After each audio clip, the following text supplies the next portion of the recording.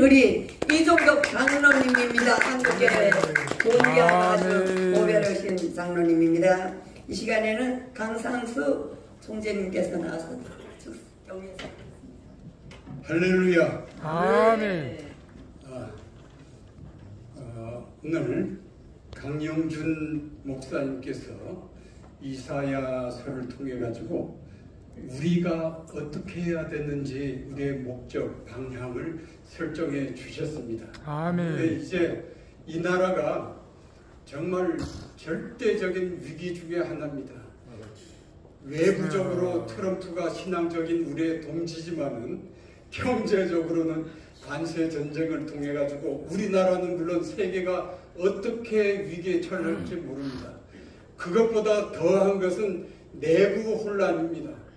대통령이 파면되고 대선이 이루어지고 또 하나님의 보시기에 합당하지 않는 사람이 대통령이 된다면 향후 5년 내에 대한민국이 멸망하고 필리핀처럼 내려앉을 수도 있습니다. 거기에서 우리 기독교인들이 정신 차리고 아멘. 기도 외에는 답이 없다. 아멘. 기도가 답이다. 아멘. 기도만이 만사를 변화시킨다. 아멘. 그리고 하나님은 그 모인 수가 적고 많고에 좌우되지 않고 한 사람이라도 간절하게 부르짖는 그 기도를 들으십니다. 여기에 우리나라 이 위기는 하나님께서 간섭하지 않으시면은 도저히 해결할 수 없는 건데 기도만이 하나님의 간섭을 이루면서 하나님의 그런 인도하심을 따라 이 나라가 바로 설 수가 있습니다. 그 일에 월기총과 지선역, 서울신학교 이렇게 세 단체가 이렇게 힘을 합쳐가지고 기도한다는 게 얼마나 좋은지 모릅니다. 예수님은 그랬습니다. 구하라, 그 다음에 찾으라, 문을 두드리라. 기도의 다양한 방법인데 그렇게 하면 주실 것이요 찾을 것이요 그 다음에 문이 열릴 것이라고 했습니다. 여러분들이 기도의 용사가 돼서 우리 다 같이 한국 교회와 한국 대한민국의 그런 위기에서 벗어날 수 있도록 기도의 용사가 되시기 바랍니다. 감사합니다. 감사합니다. 교수님 등단해 주시겠습니다. 다음 이효상 교수님 국제신학교 등단해 주시겠습니다.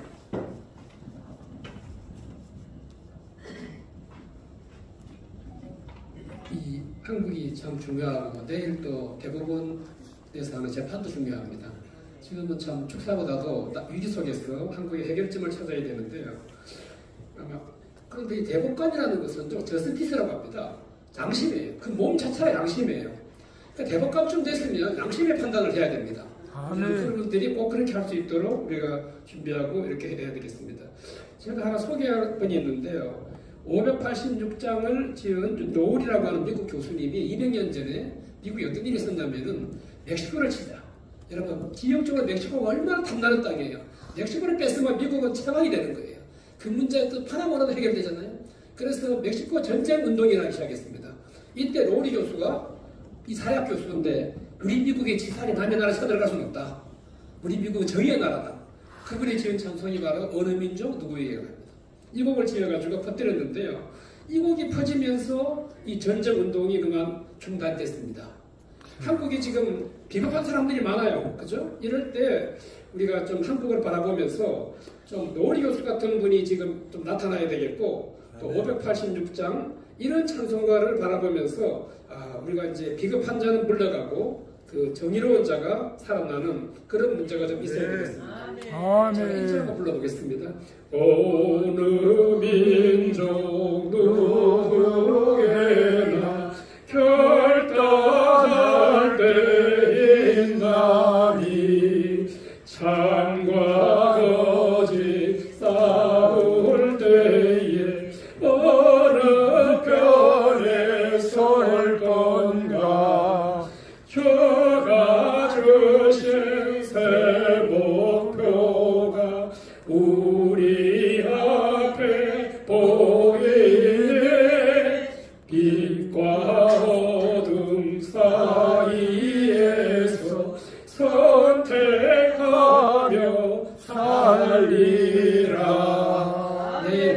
천사께서 아멘. 꼭 빛의 편에서 판결해 주시기 바라고 그리고 3일 대선에서도 국민들이 빛의 편을 찍기 바랍니다. 아멘. 하나님 나라가 빛으로 승리할 수 있기 바랍니다. 아멘. 감사합니다.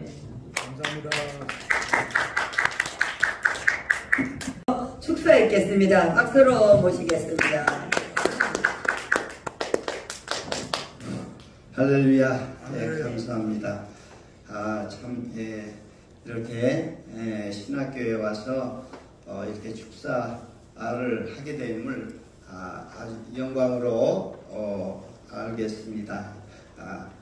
이 대선을 앞두고 정말 이 기도로 준비하는 이런 모임이 오늘 이 시간 갖게 됐다는 것이 너무나 아주 참 아주 복되고 기쁜 날입니다.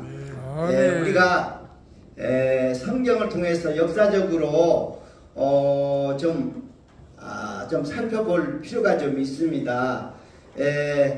우리가 보니까 사사시대에 보니까 400년 동안 암흑시대를 가졌어요. 그때 보니까 그 사사시대 끝에 21장 25절을 보니까 그때는 왕이 없으므로 사람이 각기 자기 소견대로 옳은 대로 행하였더라 이렇게 되어 있어요. 그래서 왕이 없다고 얘기를 합니다. 정말 그래서 왕이 없는 게 아니에요. 있었는데도 참된 왕이 누군지를 몰랐습니다.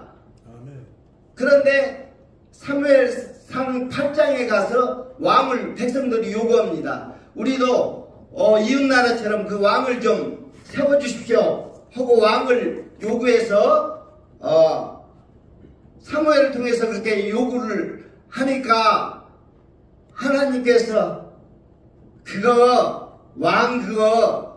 사람을 세우는 왕 그 별로 좋지 않은데 하고 싫어했습니다. 그렇지만 하도 요구하니까 그럼 세워줘라 해서 첫째 왕으로 사울왕을 세웠던 것입니다. 그랬더니 얼마나 하나님 말씀에 불순종하고 자기 멋대로 이렇게 하기 때문에 패하고 다시 다윗왕을 2대 왕으로 세웠는데 이 다윗왕 때 정말로 그 나라가 흥망성쇠해서 흥하고 잘 되는 그런 시대를 맞았어요. 이 한 나라를 세우시고 흥망성쇠를 주관하시는 분이 하나님이시라는 것을 우리가 역사적으로 교훈하고 있습니다. 그래서 이 다윗이라고 하는 사람은요, 자기가 왕이지만 진짜 참된 왕은 우리 하나님이시라는 것을 알고 하나님을 경외하면서 그렇게 정치를 했던 것입니다. 이번에 대선에도 정말 하나님을 경외하는 그런 왕이 후보자가 좀 나왔으면 좋겠어요. 그런데 정말 왜 다윗이 그렇게 하나님의 마음에 합한 자라고 그렇게 칭송을 하면서 했느냐면 그분은요 정말로 무슨 일을 하든지 하나님께 물어서 했습니다. 일일이 묻고 그리고 늘 찬양하고 기도하고 우리 시편의 모든 내용들이 그걸 담고 있어요. 그런데 마음에 합한다고 하는 것이 세 가지 점에서 하나님이 마음에 합한 자라고 그렇게 얘기를 했던 것입니다. 그게 뭐냐면 첫째는 백성을 믿음으로 다스렸어요. 그 골리앗을 전투에서 그 믿음으로 나아가서 싸워서 전쟁에 이기는 그런 것을 통해서 하나님을 전체적으로 의지하고 그렇게 믿음으로 그렇게 했던 것입니다. 두 번째로는 그 사울왕을 그 골리앗을 이김으로 해서 사울왕은 천천히요 여인네들이 다윗왕 만만이라고 그렇게 한 이후로부터 사울왕이 아주 적수가 돼서 다윗왕을 죽이려고 그렇게 찾아서 헤맸는데도 결국은 사랑으로 죽일 수도 있는 몇 번의 기회가 있었는데도 죽이지 않고 사랑으로 모든 것을 다스려 나갔습니다. 그리고 말레네에 가서는 이 바세바 사건을 통해서 죄를 회개하고 철저하게 회개하고 그렇게 살았던 분이 다윗 왕입니다. 그래서 절망 가운데 소망을 이룬 왕입니다. 그래서 우리가 믿음, 소망, 사랑으로 이렇게 정치를 하고 그렇게 산 왕이기 때문에 하나님이 내 마음에 합한 자라고 그렇게 했던 것입니다. 우리도 역시 이번에 정말 하나님을 경외하고 하나님을 두려워하는 이 대통령이 나와주셔서 뽑히기를 간절히 희망하면서 우리 기도가 하나님께 상달되기를 간절히 기도합니다. 아멘. 감사합니다. 아멘. 감사합니다. 지선영.